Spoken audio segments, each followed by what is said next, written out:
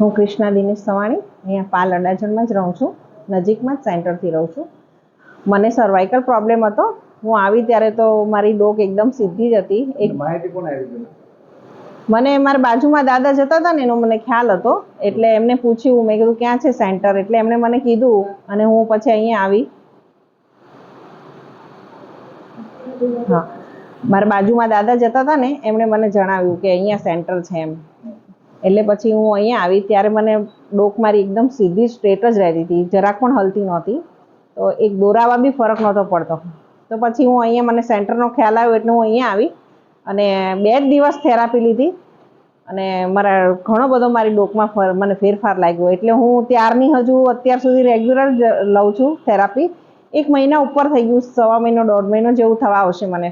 અત્યારે મને 80% સારું છે અને ખૂબ સારું છે. મને ખૂબ જ આનંદ આવે છે. હું બોડી એટલું રિલીફ થઈ ગયું. તો બાકી બહુ ટેન્શનમાં આવી ગઈ હતી.